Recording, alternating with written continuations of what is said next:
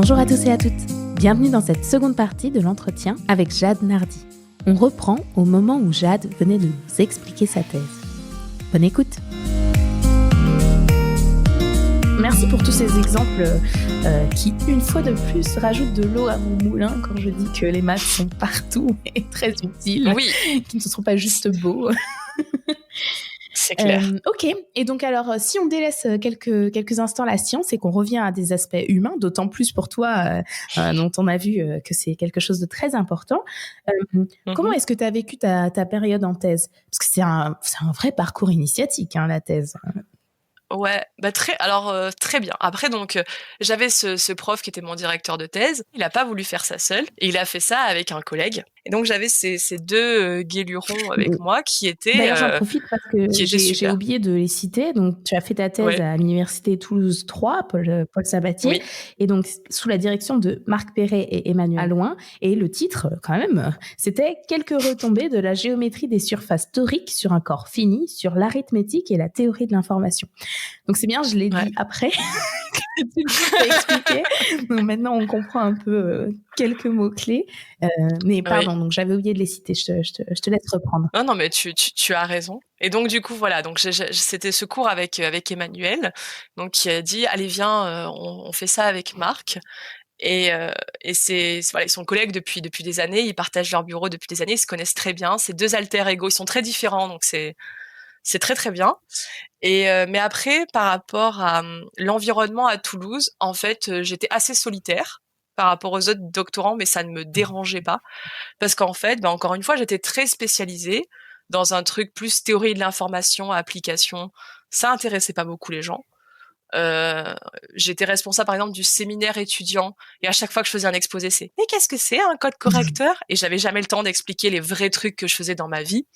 Là, je pense qu'aujourd'hui, je suis allée plus loin que ce que je faisais en séminaire étudiant au Thésard, pour donner un ordre d'idée.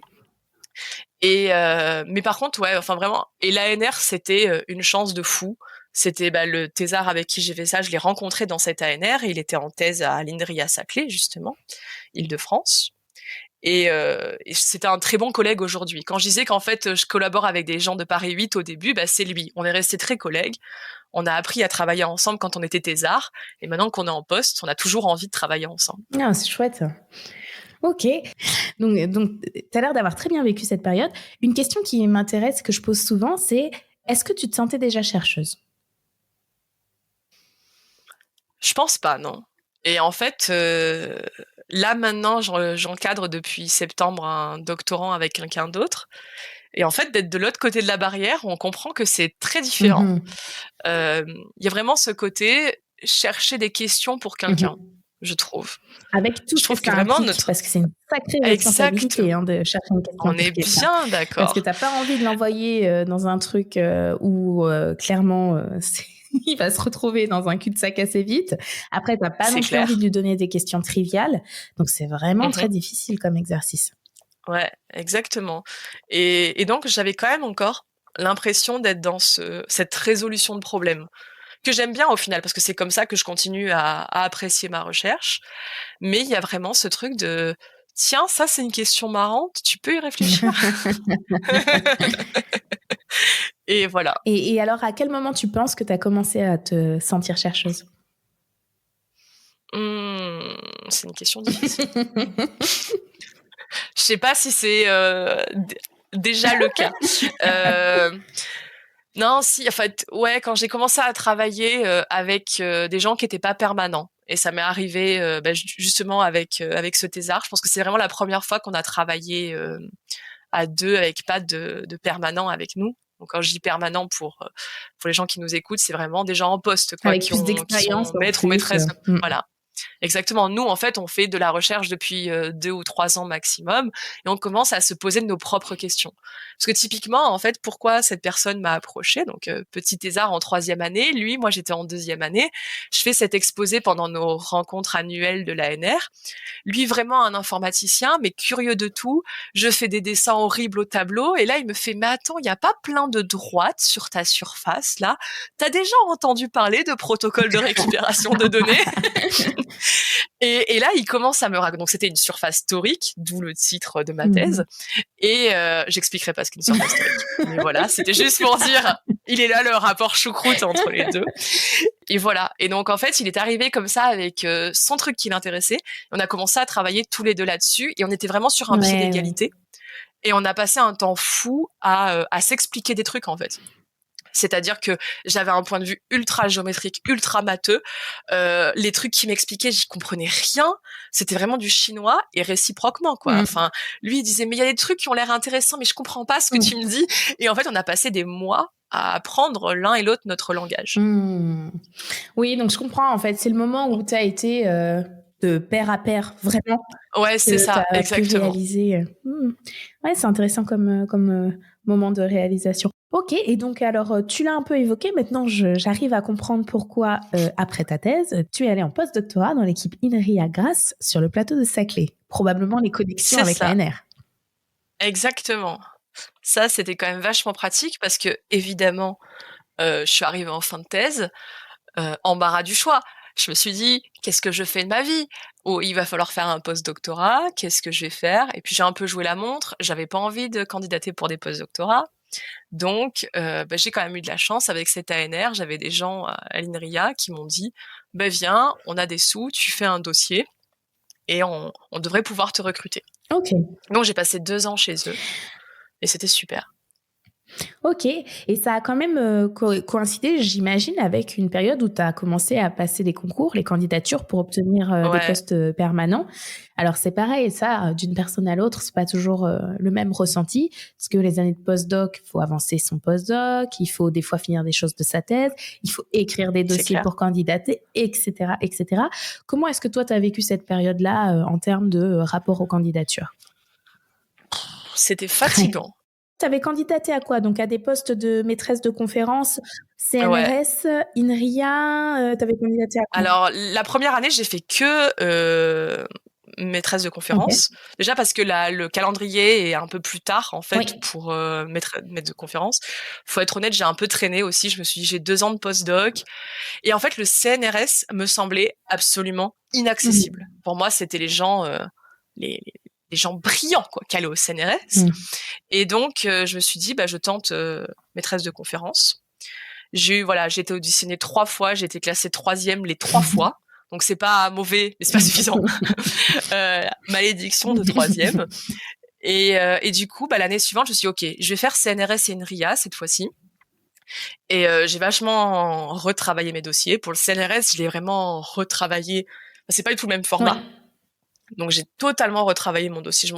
En plus, la deadline, c'est début janvier. Donc, tu passes tes vacances de Noël. Je me rappelle y avoir passé toutes mes vacances de Noël de l'époque. C'était pas très agréable. Mais en fait, ça a payé. Alors, au CNRS, tu sais, il y a des postes avec des étiquettes, avec des colorations. C'est-à-dire que tu as mathématiques tout court. Et moi, j'ai été recrutée sur un poste de mathématiques et interaction. J'ai candidaté aux 2, mathématiques et interaction. J'ai pas été auditionnée en mathématiques. Mais en mathématiques et interaction, comme tu peux voir, c'est pas du mensonge. Je veux dire que je fais des mathématiques en interaction. Et en fait, c'est comme ça que j'ai eu le poste. Ok. Donc clairement, je le dois à la NR, mon poste, pour moi. Si j'avais pas été dans un truc qui avait autant d'interactions avec des gens dont c'était vraiment leur métier de faire de l'informatique, j'aurais jamais eu un poste de ce type-là. Et est-ce que tu avais un plan B? C'est-à-dire, si tu n'avais pas réussi les concours, fait ce métier, tu savais ce que tu aurais voulu faire? Alors, j'avais un plan B à court terme. J'étais en train de candidater pour un autre postdoc à l'étranger, parce qu'il y avait quand même le fait que j'étais restée qu'en France. Et donc, ça pouvait être préjudiciable dans mon dossier. Donc, j'avais déjà prévu un postdoc au Danemark avec un collègue. Donc, j'avais ce plan B, parce que j'étais quand même en train de me dire, c'est un peu le billet des coûts irrécupérables, mais de me dire, t'as quand même pas fait tout ça pour rien. T'aimes quand même faire de la recherche, même si des fois t'en peux plus. T'aimes quand même faire ça, faut quand même tenter. Et puis les retours des dossiers, quand la première année t'es quand même auditionné, c'est pas décourageant. Bien sûr. Voilà. Ouais, donc je là, peux pas en me fait, dire à ce que stade-là, tu te projetais pas tellement dans autre chose. non, c'est clair. Ok. Bon, bah écoute, t'as bien fait puisque ça a marché. Et donc, C'est en ça. 2021, tu as obtenu le poste de chargé de recherche CNRS à l'IRMAR où tu es depuis. Ce qui conclut cette première partie et on va tranquillement avancer vers la deuxième sur ton métier de chercheuse actuelle. Alors, tu nous as un peu parlé des questions qui t'ont intéressée pendant ta thèse. Donc, la question, c'est est-ce que ça a un peu évolué? Est-ce que c'est la continuité? Est-ce que tu as eu des changements? En gros, quelles sont tes thématiques de recherche actuelles? Bah, c'est très similaire. C'est vraiment la continuité. Je dirais que ça va un petit peu plus loin en informatique théorique, en fait. Bah, avec mon postdoc et les connexions qu'on a encore, c'est-à-dire qu'on est dans un nouveau projet ANR avec les mêmes personnes et d'autres personnes qui se sont ajoutées.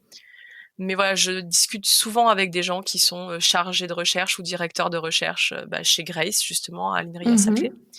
Et donc, vraiment, le métier, pour eux, c'est des informaticiens. D'accord. Et donc, ils s'intéressent à des choses, à des nouvelles choses, des nouvelles problématiques. Et donc, je m'intéresse à ça, ce genre de choses. Toi, ça reste très similaire. Ouais, et donc toi, à nouveau, avec ton bagage de géométrie algébrique, tu essayes d'apporter des réponses à ces problématiques qui émergent en informatique. Ouais. Ok, très bien. Et alors, d'un point de vue concret, question traditionnelle dans l'émission, pour quelqu'un qui n'a aucune idée de ce qu'est notre métier, est-ce que tu peux expliquer à quoi ressemblent tes journées? Oula Répondre à beaucoup de mails. non. Plus sérieusement. C'est un peu vrai quand même. Il y a une partie de la journée, c'est ça. Alors, il y a un truc qu'on fait que je ne faisais pas quand j'étais thésarde et j'aurais dû, je pense, à l'époque. Nous, en mathématiques, on a des archives publiques, des papiers qui sont publiés, qui s'appellent Archive. Et en fait, on peut s'y inscrire. On s'inscrit au dépôt journalier d'Archive. Et moi, ce que je fais, c'est que j'ai trié avec des mots-clés. Et donc, ma journée, souvent, commence par aller voir les mots-clés.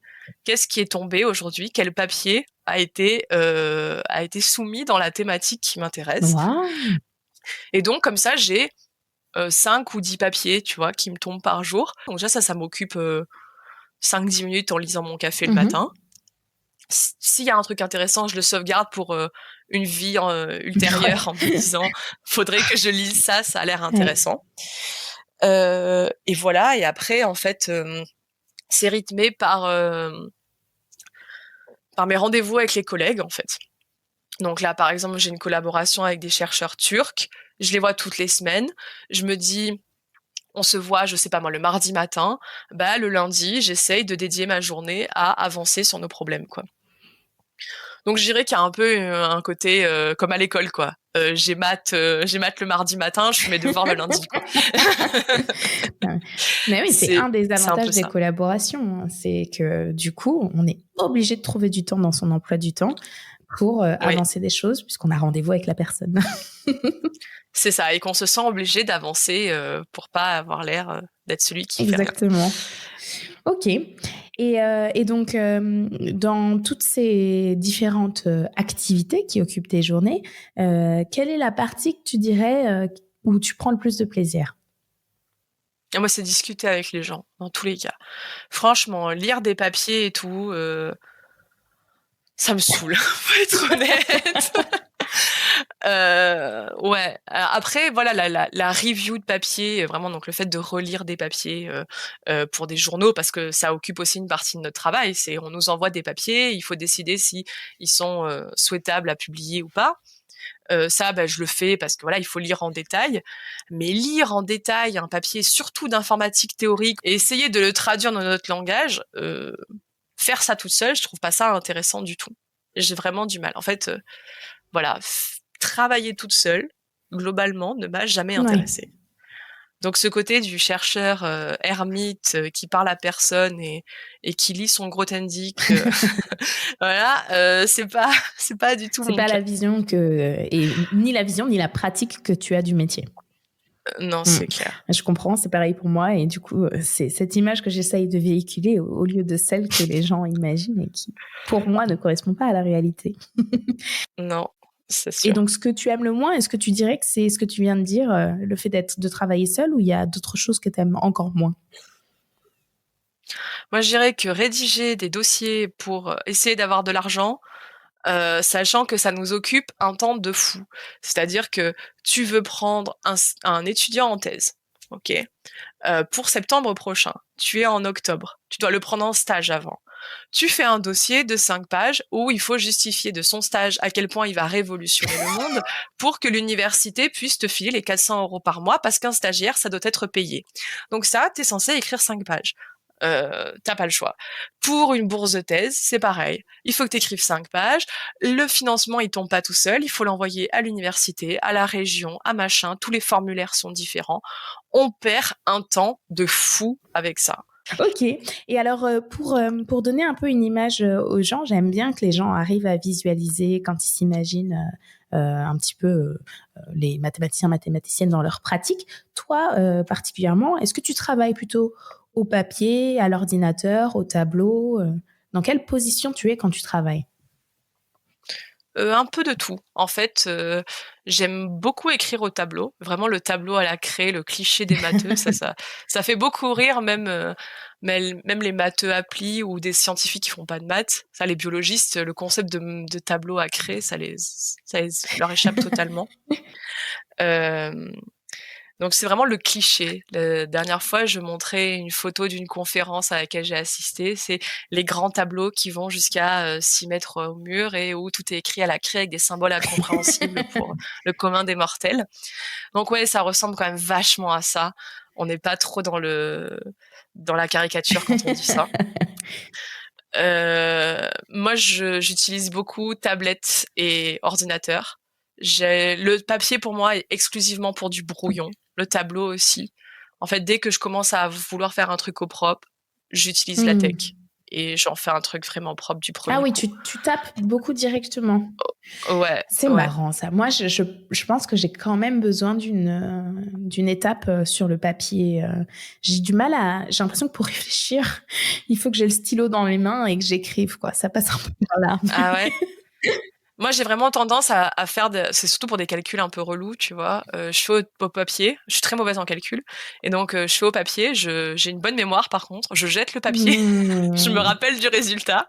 Et je la refais quelques jours plus tard en essayant d'oublier les étapes du calcul et de le refaire avec un œil. Et en fait, quand j'arrive à converger vers une solution, je finis par T'es l'écrire sur la confiante quand tech, même de quoi. jeter le papier, hein. Moi, je le garderai dans le coin au Ouais. cas où. Non, c'est parce que franchement, il y a une proba très très proche de 1 que ce que j'écrive, il y a une connerie dedans. Donc, comment et je veux pas qu'il y ait de preuves. Voilà. Je passe mon temps à compter des points et à majorer ce nombre de points. Donc voilà, il faut qu'une majoration soit dans un certain sens. Je pense que le nombre de fois où je me trompe dans une inégalité par jour, c'est illégal, quoi. Les gens devraient, c'est une honte. Et de me dire, attends, je dois majorer ou minorer? Je pense que c'est la question que je me pose le plus. Donc je ne veux pas de traces de ça. Ok. Ok. Et donc, tu l'as mentionné tout à l'heure. Donc, tu disais que tu travailles beaucoup en collaboration, en fait. Donc, la Ouais, plupart de tes collaborations, tu les as nouées dans le cadre de ton ANR, ou est-ce que tu en as ouais. des collaborations extérieures? Et si oui, comment est-ce que celles-ci sont nées? Alors est-ce que c'est la seule? Ouais, ma seule collaboration en dehors de l'ANR, donc c'est avec ces chercheurs turcs, Mesut Şahin. En fait, donc c'est un chercheur à Ouais. Ankara.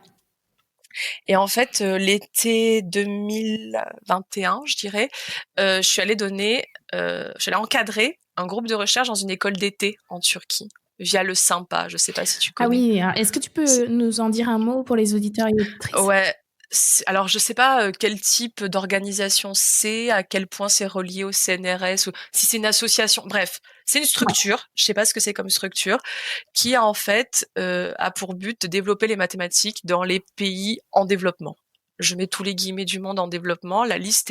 Ils ont une liste où ils estiment que ce sont des pays en développement et notamment la Turquie, qui n'est pas non plus le dernier pays du monde, on est d'accord, fait partie pour eux d'un pays en développement. Et donc ils organisent des écoles d'été, par exemple. Donc c'est des étudiants en master, en thèse ou un peu plus loin qui sont mis en groupe, qui sont supervisés par 1 ou 2 chercheurs et chercheuses sur un thème de recherche. Donc souvent, c'est dans le domaine d'expertise de l'encadrant ou l'encadrante. Et on fait travailler des gens en les enfermant sur un problème. On leur dit maintenant, vous produisez quelque chose, d'accord ? Et en fait, donc en Turquie, c'est vraiment super si tu y es jamais allé. C'est le village des maths en Turquie. Donc c'est pour ça, j'en fais. C'est un endroit absolument magnifique. J'avais pas envie d'y aller. J'ai pas eu envie d'en repartir. Voilà, c'est en fait, c'était un village totalement à l'abandon. Et un mec passionné par les maths a décidé de le reconstruire et de le dédier aux mathématiques. Donc il y a une immense bibliothèque avec plein d'ouvrages qu'il a trouvés par-ci par-là de mathématiques. Et en fait, donc plein de chambres, plein de classes ouvertes dans la nature. Et en fait, donc tu travailles. Donc j'ai rencontré comme ça des jeunes doctorants. Et parmi eux, en fait, il y avait une doctorante. Donc une doctorante de Messoud Chahine, qui en fait passait sa thèse à lire mes papiers. Et donc elle a commencé à avoir des questions. Donc déjà tu te dis waouh, quelqu'un dans le monde qui lit un de mes papiers, ça c'est incroyable. Et donc en fait elle faisait un truc vraiment qui ressemblait à ce que je faisais en thèse. Et je me suis dit, moi ça m'amuserait en fait de refaire ça. C'est pas les trucs que je trouve passionnants, mais les techniques m'amusent. Voilà, le résultat m'intéresse que très peu, mais les techniques m'amusent. Et donc eux ça les intéresse. Je me dis bah venez, je vous explique mes techniques en fait. Et eux aussi ils ont pas du tout le même point de vue. Moi j'ai vraiment un point de vue combinatoire sur la question, eux très algébrique, donc on s'apprend nos points de vue. Et on a forgé comme ça une collaboration depuis décembre 2021 du coup. Tu vois comment ça avance vite. On n'a toujours pas de papier, mais là ça commence à converger vers un papier. Et voilà. Ok. Bon, écoute, ça conclut la partie sur la recherche. J'aimerais qu'on dise un mot aussi sur l'enseignement quand même, parce que, bon, tu es chercheuse CNRS, donc l'enseignement ne fait pas partie de ta fiche de poste. Mais il me semble que donc, quand j'ai préparé l'émission, sur ton CV, j'ai vu que tu en faisais un peu quand même. Est-ce que tu peux nous dire pourquoi et qu'est-ce que tu penses que ça apporte à ta recherche ? Alors déjà, moi, j'adore enseigner. Je fais ça depuis très longtemps. En fait, quand je suis arrivée en L2 et que j'avais rien à faire de ma vie parce que je sortais de prépa, je suis allée donner des cours dans une école pour les gens qui préparaient le concours infirmier. Des cours de maths capacité. Moi, ma passion, c'est expliquer des maths à des gens qui détestent ça. J'adore faire ça. Expliquer des choses, ça me plaît. Donc, je le fais. Il faut être lucide, il y a aussi la part monétaire, hein. On est payé un peu plus. Et après, qu'est-ce que ça apporte à ma recherche ? Alors déjà, ça évite de déprimer parce que il y a des semaines où tu te dis mon Dieu, je n'ai rien fait de productif de ma vie. Au moins, tu vas en cours, tu rentres dans la salle, tu sors de la salle, tu as l'impression d'avoir fait quelque chose de ta vie. Bien sûr. Ça fait beaucoup de bien. Là, à partir du mois prochain, je vais vraiment donner un cours sur ma spécialité, c'est-à-dire la cryptographie à base de code. Et là, préparer ce cours, c'est typiquement ce que tu dis, c'est faire une bibliographie que j'ai jamais faite. Tu sais, du genre, je sais qu'il y a ce papier qui fait ça, qui a l'air intéressant et que j'ai jamais pris le temps de lire. Bah, si tu commences à le transformer en un TD ou un TP, t'as pas le choix. Il faut rentrer dans les détails scabreux et t'y vas et voilà. Donc, ça force à faire des trucs que t'aurais pas fait dans ta recherche si tu enseignes vraiment dans ton domaine. Okay. Et pour tout le reste, c'est juste du kiff. Et c'est déjà très bien. Ouais, c'est clair. Ok. Bon, super. Et on va conclure cette partie sur ton métier de chercheuse sur un point qui est important pour moi, qui est la médiation scientifique. Tu l'as un petit peu évoqué sur le fait que tu aimes bien expliquer. Ouais. Alors donc, quand j'étais à la recherche de potentiels candidats et que je suis tombée sur ton profil, c'est un des points qui m'a accrochée parce que j'ai vu que tu as été pas mal impliquée dans la médiation scientifique. Donc toi, concrètement, ça s'est fait par le biais de 2 associations. Matangine, dont je rappelle qu'elle vient d'être lauréate de la médaille de la médiation scientifique 2023, donc décernée par le CNRS. La classe. Donc, voilà. Et l'association Math en scène, qui elle aussi a été récompensée du prix d'Alembert par la Société mathématique de France pour son festival international Les maths dans tous leurs états. Donc 2 associations vraiment très très impliquées dans la diffusion et la popularisation des mathématiques. Est-ce que tu peux nous en dire plus sur la façon dont tu as été impliquée avec ces 2 associations ? Alors, maths engine, j'ai découvert ça de façon un peu étrange parce que en L3, j'avais une UE, un enseignement qui s'appelait maths engine. Et j'en avais jamais entendu parler. Ouais, c'est très étrange. En licence, ils se sont fait ça. Donc en fait, c'était un peu le principe de maths engine, mais pour les versions licence. On nous donnait un sujet. Et donc en fait, quand on nous a présenté ça, on s'est retrouvés à faire des présentations au congrès maths engine. On était en L3 et ils étaient tous en collège-lycée. C'était très étrange. Bref. Mais moi, j'en avais jamais entendu parler en tant que lycéenne. Donc voilà, le principe de maths engine, mais tu as déjà dû peut-être en parler dans une autre interview. On en avait parlé, mais je veux bien que tu le rappelles, effectivement. Ok, donc en fait, tu as un chercheur, chercheuse qui va dans un collège avec une liste de petits sujets de recherche qu'il estime être accessibles au niveau destiné. Et donc, on fait travailler des groupes. C'est un peu comme ces écoles d'été, en fait. On fait travailler un petit groupe d'élèves sur un sujet qui a l'air un peu ouvert, quoi. Alors souvent, quand c'est du collège et lycée, c'est pas si ouvert que ça, mais ça peut mener à d'autres questions bien riches et ça fait découvrir des mathématiques qu'on découvre pas, notamment théorie des graphes. Moi, j'aime beaucoup faire ça. La théorie des graphes, c'est vachement bien pour les maths engine. Tu as le problème de colorier un graphe. J'ai un graphe, je dois colorier des sommets de couleurs différentes s'il y a une arête qui les relie. Voilà, donc on peut faire des trucs très intéressants et ça permet vraiment de faire une initiation en maths, de se dire c'est pas parce qu'on est mauvais en calcul qu'on est mauvais en maths. J'espère en être la preuve vivante, vraiment. Je suis une brêle en calcul et j'estime que je suis pas trop mauvaise en maths. Donc voilà. Et voilà, je trouve que c'est vraiment enrichissant. Maths en scène, c'est autre chose. Donc c'est Ouria Lafrance qui est professeur des collèges, je pense. Donc c'est à Saint-Orens, vers Toulouse. Donc c'était pas très loin de là où j'habitais. Et en fait, elle était très connectée avec des chercheurs de Toulouse, Arnaud Chérita, qui fait de super trucs qui se représentent. Il travaille en géométrie, donc il fait des belles images, de belles surfaces, bien jolies. Et donc ils ont vraiment à cœur de montrer les mathématiques dans un autre aspect que ce que fait l'éducation nationale. Non, vraiment, faut se dire que les maths, comme elles sont apprises, c'est vraiment un outil d'élitisme. On pourrait en faire quelque chose de tellement plus émancipateur. Voilà, les stats pourraient être beaucoup mieux apprises pour qu'on arrête de se faire avoir par des chiffres parce qu'on en a partout. La logique pourrait être mieux apprise, ne pas confondre une implication, sa contraposée, ça, voilà, plein de choses comme ça, parce qu'on lit des choses qui sont absolument terribles d'un point de vue logique, et ça ferait des citoyens beaucoup plus éclairés.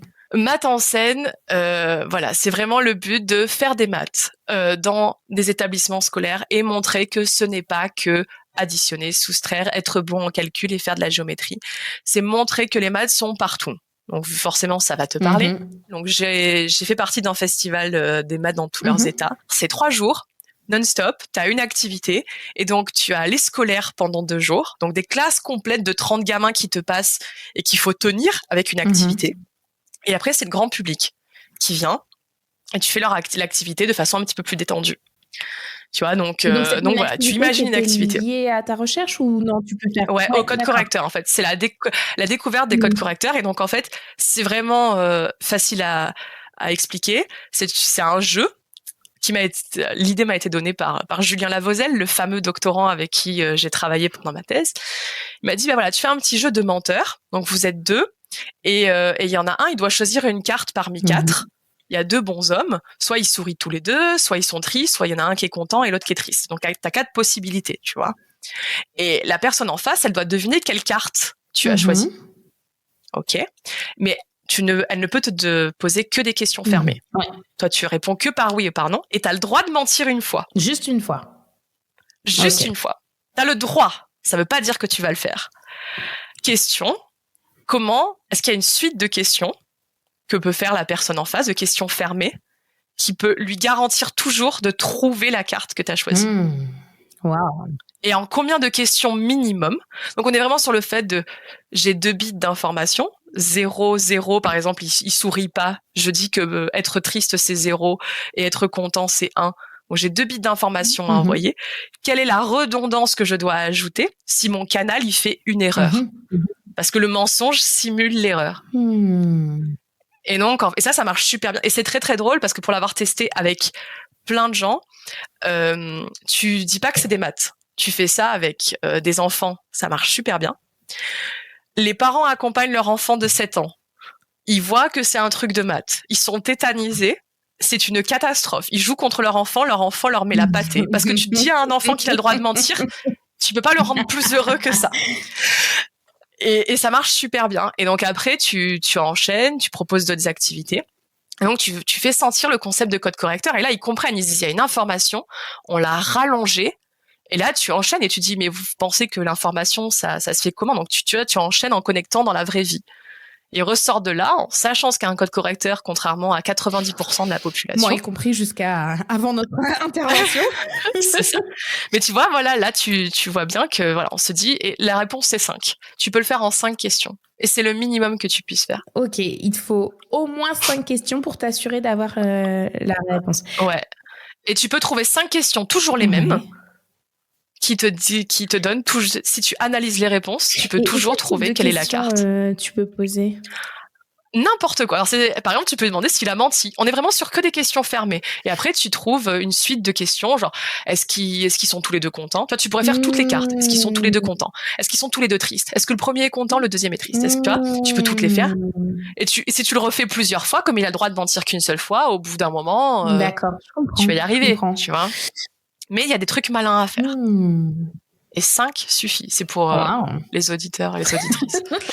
Eh bien, voilà un petit devoir pour les auditeurs et les auditrices pour ce soir. Essayez de trouver les 5 questions qui vous permettront de savoir si les bons hommes, ils sont contents ou pas. Et vous couchez pas tant que vous n'avez pas réussi. Non, c'est une belle nuit blanche. En perspective. Ok, super. Et qu'est-ce que tu dirais que ça t'a apporté et est-ce que c'est quelque chose qui te tient à cœur, la médiation scientifique? Moi, ça me tient à cœur et je pense que ça me tient encore plus à cœur maintenant que je donne des cours à l'ENS. Et la première fois que je suis rentrée dans la salle, qu'il y avait 42 étudiantes et 42 étudiants et seulement 2 filles, on se dit waouh. Voilà, j'ai beaucoup fait. Ouria venait pas d'un milieu très favorisé. Et donc, j'ai beaucoup fait aussi médiation scientifique en quartier populaire. Et je pense que c'est encore pire que l'inégalité homme-femme dont on nous rebat les oreilles. En quartier populaire, c'est encore pire. Il y a vraiment le côté de les maths, ça n'existe pas, ce n'est qu'un truc pour nous embêter. Donc ouais, pour moi, c'est vraiment important. Je dirais qu'avant, c'était plus le côté social qui me tenait à cœur que homme-femme. L'ENS m'a fait me dire, waouh! C'est quoi ce truc? C'est quoi ce constat? Parce qu'en fait, par exemple, moi, j'ai fait mon master, on était 7. Donc, quand t'es la seule fille parmi 7, tu te dis, on n'est que 7. Donc, 1 sur 7, c'est pas beaucoup. Mais c'est pas non plus si catastrophique. Mais quand c'est 2 parmi 43, c'est pas du tout. Ça commence à faire très très mal, quoi. Ouais, donc c'est là que t'as réalisé et on se dit, le déséquilibre. Ouais, il y a vraiment. Donc, je continue à le faire. Je suis plus en contact avec ces associations, mais je continue à le faire parce qu'il y a toujours en fait des gens autour qui envoient des mails sur les mailing lists Maths de l'IRMA et qui disent on a besoin de quelqu'un pour faire ça. Donc, il y a pas longtemps, j'étais en collège pour raconter mon parcours. Voilà, j'ai fait le truc pour les professeurs de lycée il y a quelques mois, et je pense que c'est important de montrer que les maths, ça fait autre chose que des calculs. Non, c'est clair. Et que ça peut aussi être incarné par des gens différents, avec des profils Exactement. différents. Et c'est très important parce que notre parcours infuse la façon dont on fait des mathématiques. Donc c'est facile. Enfin, si on a que des fils et filles de cadres, c'est bien beau, mais ça fait pas tout en fait. On a tous des vécus. En fait. Donc, exactement. C'est aussi un des points. Je suis contente que tu permettes d'en parler. C'est souvent les gens demandent pourquoi est-ce que finalement on s'échine à, par exemple, vouloir qu'il y ait autant de femmes que d'hommes en mathématiques ou des gens représentatifs de tous les milieux sociaux. Tout simplement parce que les maths en seront forcément enrichis en fait. Parce que comme tu dis, quand on fait des maths, on les fait avec notre vécu aussi, avec la façon dont on a grandi, ça impacte la façon dont on va réfléchir, dont on va aborder un problème, les solutions auxquelles on va penser. C'est pas juste les études et ce qu'on a appris dans les maths. On est des personnes aussi, on est des scientifiques, mais on est aussi des personnes. On ne représente pas les choses choses de la même façon dans notre tête, etc., etc. Tout ça, c'est influencé par notre vie, notre vécu. Donc, on a tous à y gagner à ce qu'il y ait le plus de gens divers dans tous les aspects dans les mathématiques. Ça ne pourra que les enrichir. Donc, c'est bien de le rappeler que c'est pour ça aussi. C'est pas juste parce que on veut l'égalité. Non, évidemment, on veut l'égalité, mais on a tous à y gagner. C'est clair. Tu prêches une convertie, mais... Ok, et ben écoute, super. On conclut cette partie sur ce beau message et on passe tranquillement sur ta carte blanche. Alors, de quoi as-tu envie de nous parler aujourd'hui ?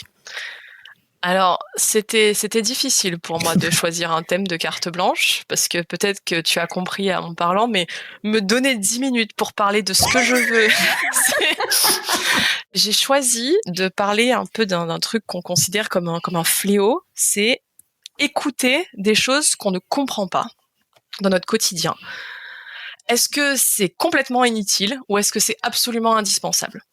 Et donc, voilà, dans notre métier, on assiste plein de fois à des exposés dans des séminaires et des conférences. Et donc, des exposés, pour ceux qui n'ont pas l'habitude du monde de la recherche, c'est vraiment des exposés scientifiques, donc techniques, qui consistent à présenter en un peu moins d'1 heure le travail d'une recherche de plusieurs mois, voire de plusieurs années. Et donc nous, en tant que chercheurs et chercheuses, quand on assiste à cet exposé, on est spécialiste dans notre propre branche.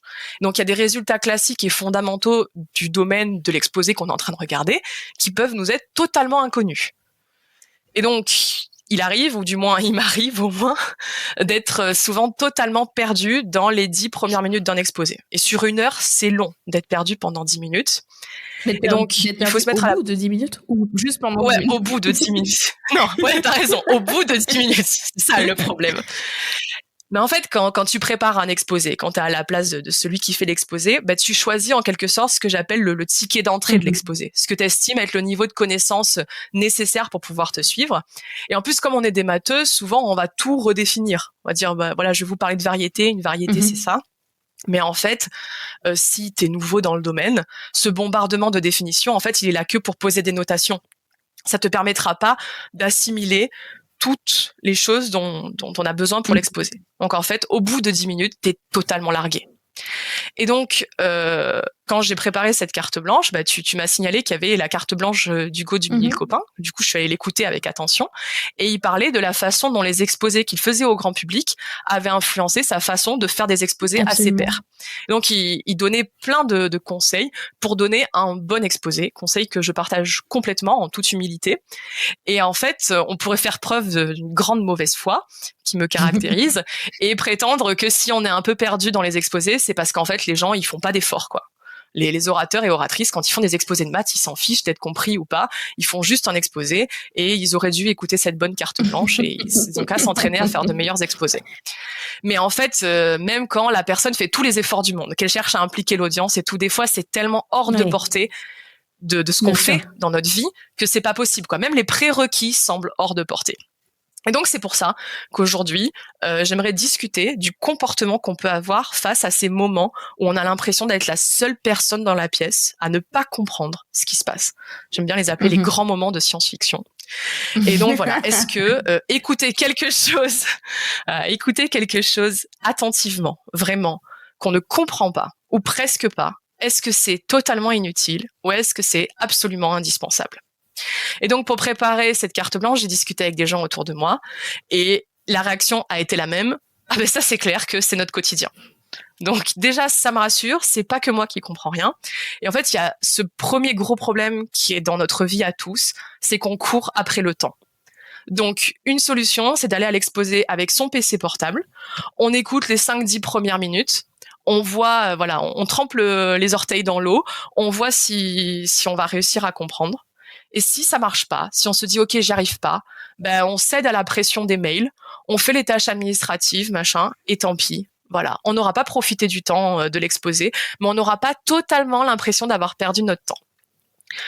Mais en fait, ça, c'est vraiment la solution de facilité. On n'a pas profité de tout le temps qu'a passé la personne qui fait l'exposé de profiter de ce temps qu'elle a consacré pour apprendre des nouvelles choses. Mais en fait, on se déculpabilise, on se dit qu'on a pu faire quelque chose de constructif. Parce que comme le temps nous manque, il faut faire quelque chose de constructif avec des effets visibles et immédiats. Faire baisser le nombre de mails non lus, par exemple. Voilà. Mais quelque chose qui est constructif par définition et qui a des effets absolument pas immédiats et ni trop visibles, c'est vraiment apprendre de nouvelles choses. Surtout à un niveau d'expertise de notre vie, mais je suis sûre que à n'importe quel niveau d'expertise, on a la même chose. Parce que la plupart du temps, ça demande de se familiariser avec de nouveaux mots, une nouvelle langue, un jargon. Quand vous nous avez entendu parler pendant l'entretien, on a probablement utilisé plein de mots que vous connaissiez pas, ou pire, des mots que vous connaissiez dans un autre contexte. Et voilà. Et donc, évidemment, on pourrait faire l'effort, quand on apprend une nouvelle langue, d'ouvrir un livre de référence et d'apprendre par nous-mêmes. En fait, c'est pas ce qu'on fait quand on apprend une nouvelle langue. La plupart du temps, on apprend beaucoup plus vite au contact d'un locuteur ou en écoutant des conversations ou un film dans cette langue. Et donc, au tout début, évidemment, on comprend pas grand-chose. On n'attrape que les mots simples, mais au fur et à mesure, on comprend d'autres mots par le contexte, les mots autour, les gestes qui vont avec. Et quand on retombe sur un mot qu'on connaît déjà, qu'on a déjà entendu, on ne cerne pas tout son sens, mais on l'a déjà entendu. On peut se rappeler du contexte précédent dans lequel on l'a vu, et on va profiter du contexte actuel pour essayer d'en intuiter son sens. C'est un truc qu'on fait dans une nouvelle langue, par exemple. Et si on continue à le rencontrer, ce mot, et qu'on sait toujours pas ce qu'il veut dire, il y a un moment, on va craquer, soit on va chercher, soit on va demander à quelqu'un autour de nous de nous l'expliquer. Et en plus, tous les efforts qu'on aura dépensés pour apprendre ce mot fera qu'on l'oubliera probablement jamais. Exactement. C'est vachement pratique. Mais donc ça, on l'accepte volontiers dans une langue étrangère, parce qu'on sait qu'il y a une longue courbe d'apprentissage, on peut regarder des séries sur Netflix dans notre petit confort. Dans sa propre langue, c'est plus compliqué. Alors, je vais me permettre de filer une métaphore toute pourrie, mais j'ai vachement travaillé dessus, et donc ce serait bête. Voilà. Donc, imaginez que vous êtes dans un monde où les documentaires animaliers n'existent pas. Ils sont pas populaires, et les zoos, les parcs animaliers, ça existe pas du tout non plus. Vous êtes jamais allé dans un zoo, et en fait, il y a pas de chien autour de vous. Le seul chien qu'il y a autour de vous, c'est votre cousine éloignée qui a un Doberman. Ok, appelons-le Hercule, ce Doberman. Et là, vous vous retrouvez pris dans une conversation passionnée entre 2-3 personnes sur le rôle du dimorphisme saisonnier de l'espèce Vulpes lacopus dans sa survie à l'ère du changement climatique. Donc, même sentiment qu'en lisant mon intitulé de thèse, comme le jargon a ses limites, les individus, ils vont parfois parler de renard polaire. Le truc, c'est que vous avez jamais vu de renard et que le seul canidé que vous connaissez, c'est le Doberman de votre cousine éloignée que vous avez croisé il y a 5 ans. On peut pas plus loin du renard polaire. C'est un canidé, mais on peut pas plus loin. Donc, vous savez rien sur le renard polaire. Vous savez pas qu'il a ce fameux dimorphisme saisonnier, c'est-à-dire le fait de changer de couleur selon la saison. Et vous savez pas non plus qu'il a une belle queue touffue qui lui permet de se protéger des températures extrêmes. Ni non plus qu'il aboie pas, mais qu'il glapit. Mais pour les initiés, l'expression Vulpes lagopus, ça contient toutes ces informations. Et du coup, eux, ils peuvent parler de détails pointus sur ses habitudes alimentaires et reproductives. Et quand vous assistez à cette conversation, au début, vous comprenez rien, mais au fur et à mesure, vous allez vous faire une image mentale de cet animal, en vous aidant des petites propriétés que vous aurez glanées au fil des conversations. Vous allez peut-être comprendre au bout d'un moment qu'il change de couleur, ce renard, et que il aboie pas, qu'il fait un autre bruit. Vous allez comprendre au fur et à mesure ses attributs et vous allez vous faire une image mentale. Et un jour, le renard polaire, ce sera plus juste le cousin éloigné du Doberman que vous avez croisé il y a 5 ans. C'est vraiment un animal à part entière avec toutes ses propriétés. Ok, donc c'est vraiment ça. C'est l'idée de se dire, il y a quelque chose que je connais pas, qui a plein de propriétés. Les gens, ils savent ces propriétés. Ils ont un langage commun. Vous assistez à ça. Au début, vous allez rien comprendre. Mais au fur et à mesure, si vous les écoutez, vous allez pouvoir glaner des informations et vous approprier ça. Et moi, j'ai vécu typiquement ça. Mon renard polaire à moi, c'est la notion de suite exacte. J'ai commencé ma thèse, je savais de très très loin ce qu'était une suite exacte. Alors que c'est très très simple, ça peut s'expliquer à un étudiant de licence, donc bonjour le syndrome de l'imposteur. Et en plus, quand les gens parlent de suite exacte, elles peuvent être à droite, à gauche, courtes, longues. On a l'impression qu'elles ont plein de poils, elles aussi, et plein de possibilités. Mais vraiment, moi, je les voyais utilisées dans des exposés et je comprenais rien. C'était vraiment horrible. Mais à force de les rencontrer et qu'on dise la suite exacte, elle est à droite, ça veut dire ça, à gauche, ça veut dire ça, et qu'on voit les gens les utiliser, on se dit c'est donc ça, et c'est pour ça que c'est aussi intéressant. Et alors, quand j'ai discuté de cette carte blanche avec un de mes collègues, il m'a dit que il allait en conférence. Donc les conférences, c'est vraiment des exposés de 9h du matin à 6h du soir, avec un petit carnet. Et en fait, dans le carnet, il notait les notions qui revenaient souvent et qu'il connaissait pas. Et en fait, plus tard, ou le soir s'il avait du courage, il allait chercher au moins la définition. La définition, ça lui suffira pas à comprendre, mais ça fait une première couche. Et c'est d'ailleurs un truc que j'avais fait moi au tout début de ma thèse. J'avais pris un carnet, un peu un répertoire de téléphone, et j'avais commencé à écrire les mots que je comprenais pas et à les chercher plus tard. Mais c'est un truc que j'ai abandonné fait ça pendant ma thèse faute aussi. de temps. J'ai fait ça pendant ma thèse parce que c'est marrant ce que tu dis, ça résonne exactement. Je pense que c'était un des plus gros problèmes pendant ma thèse, c'est qu'il y avait tout un vocabulaire, mais de mots... pas des vrais mots mathématiques, des expressions pour caractériser des situations. Et quand les gens disaient « Ah ouais, ça, ouais », et moi j'étais genre « Mais ça veut dire quoi ça ?» Et je pouvais pas, c'était pas un mot qu'on pouvait aller chercher dans un dictionnaire ou dans un cours ou quoi. Et donc, c'est vraiment exactement ça. Au bout d'un moment, je les ai notés et j'ai compris ce qu'ils voulaient dire. Comme tu dis, mais c'est marrant que tu formules, que tu articules ça, parce que je me rends compte que c'est un truc que j'ai fait naturellement pendant ma thèse, quoi. Ouais, mais je pense que c'est vraiment une façon d'apprendre, et je me demande, moi, si c'est pas la seule qui marche véritablement, du moins, pour moi, c'est la seule. Et donc, en fait, si je dois conclure, je dirais que pour tout le monde, même ceux qui sont pas dans la recherche, ou dans n'importe quel aspect de votre vie, je vous invite à écoutez activement des conversations, même si elles vous semblent inaccessibles. Par exemple, ça peut être des débats politiques à table, votre mère qui parle avec une collègue d'un sujet ultra pointu de son boulot. Faut pas céder à la facilité de retourner sur son téléphone ou d'aller faire autre chose en disant de toute façon, moi, j'y comprends rien. Il faut essayer. Parce qu'en fait, si vous comprenez pas, vous avez qu'à poser des questions. J'ai une très proche amie qui met souvent à la fin de ses présentations la phrase « Celui qui pose la question est un imbécile pendant 5 minutes, mais celui qui ne demande pas reste un imbécile pour toujours ». Qui est très sympa, et je pense que c'est vraiment le résumé de ma carte blanche. Dans l'immense majorité des cas, si la personne elle est vraiment passionnée en face, elle vous expliquera, elle appréciera votre curiosité, elle se fera un plaisir de vous expliquer. Ça veut pas dire que vous comprendrez tout ce qu'elle va vous expliquer du premier coup, mais c'est déjà un début. Et si la personne elle veut pas vous expliquer, changez de fréquentation, c'est pas grave. C'est vraiment super intéressant ce que tu présentes, ce que tu articules. T'as mis des mots sur le vécu, mon vécu et le vécu de beaucoup de gens, j'imagine. C'est vraiment, c'est hyper intéressant ce que tu soulèves. En fait, la tradition orale est importante. Il y a vraiment, par exemple, des choses en maths qui sont écrites nulle part. Et en fait, c'est une espèce de tradition orale qui est véhiculée. Donc, on parle de maths parce que on sait de quoi on parle. Là, j'imagine que c'est présent partout. Il y a forcément des choses, je sais pas moi, dans l'artisanat, des choses qui sont expliquées dans aucun manuel, et il faut que ce soit un maître artisan qui montre à un apprenti ce qu'il faut faire.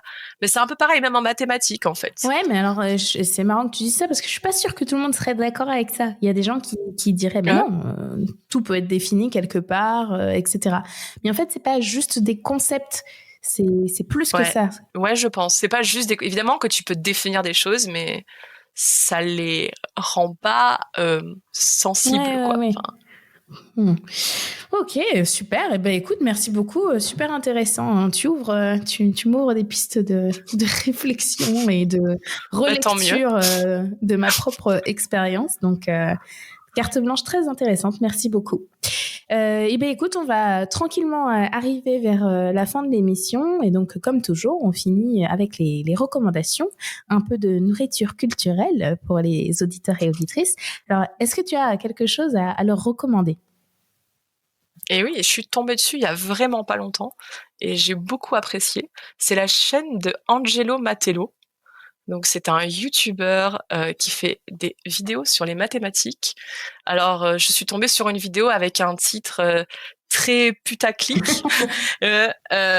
Pourquoi vous êtes si nul en probabilité? Alors moi ça m'a de suite parlé et donc j'ai cliqué. Voilà, j'ai cédé. Et en fait, donc c'est un docteur en statistique ou en proba, je sais pas lequel des deux. Donc vraiment c'est son métier. Et il a fait comme ça une série de vidéos sur le concept de tout ce qui peut arriver arrivera. Donc c'est très très intéressant. Je veux pas spoiler parce que vraiment c'est pas mal du tout. Donc il y a quand même 2 niveaux. Je dirais que on sent qu'il fait des maths, le monsieur.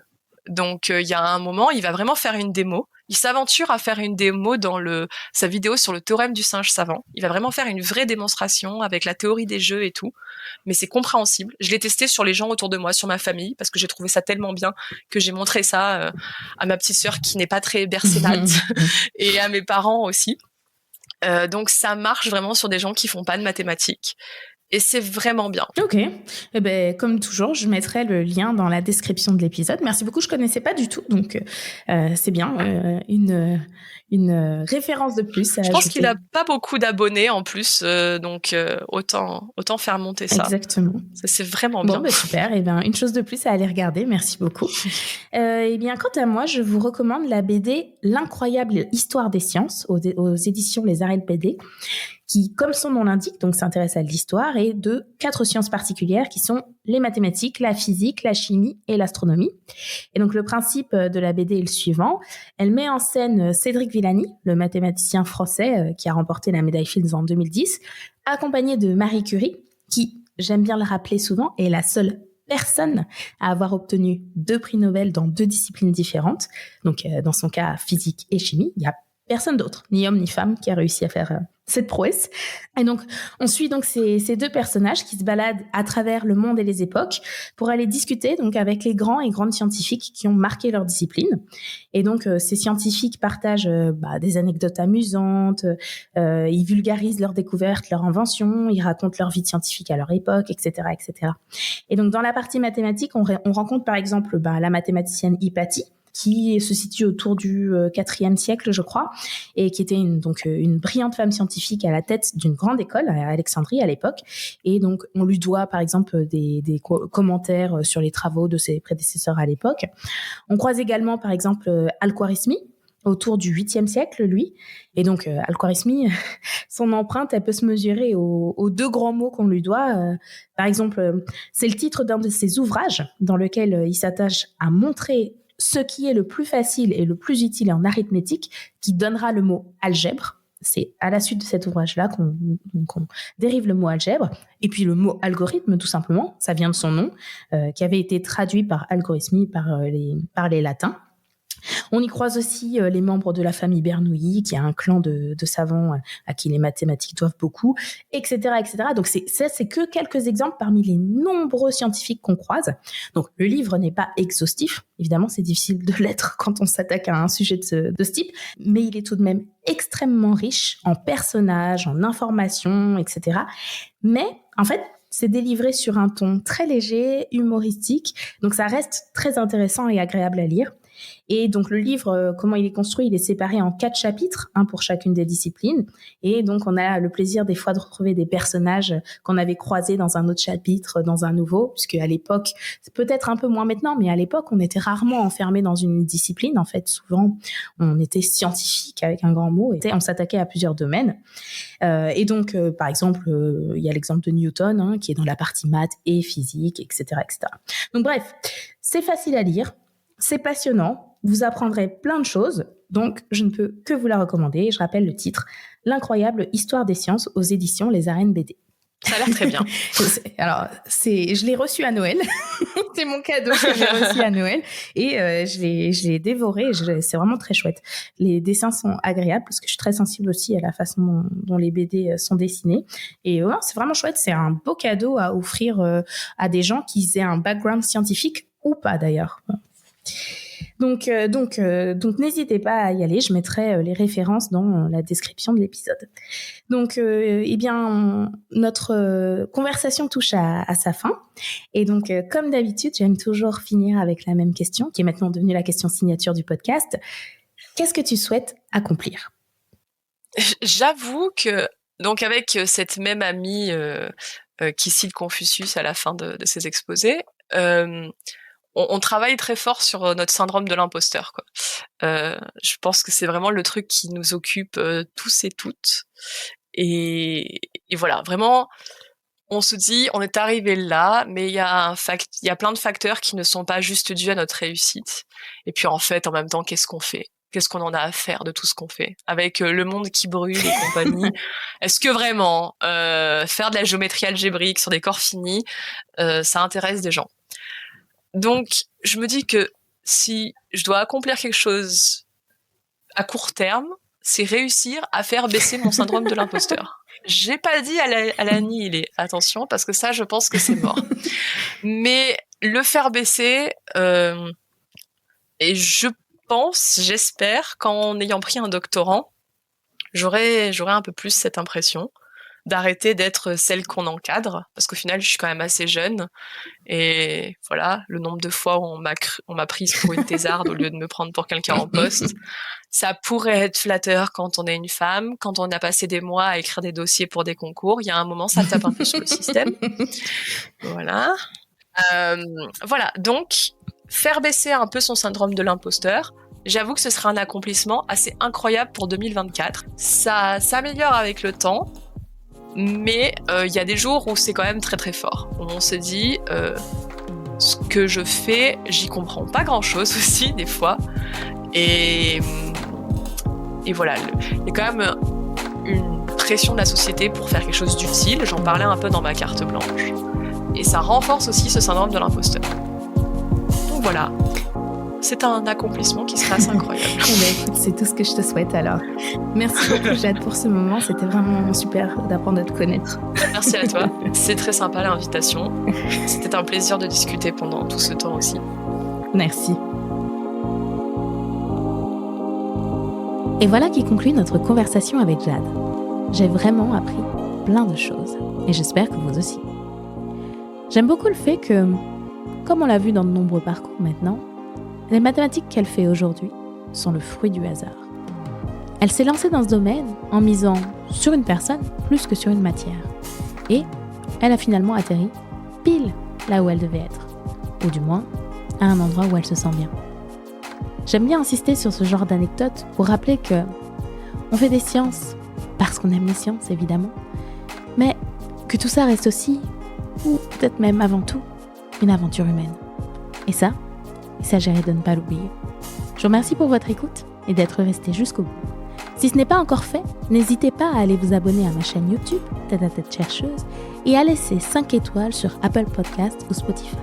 Comme vous avez vu en intro, ça m'aide énormément. C'était un plaisir. À bientôt dans le prochain épisode.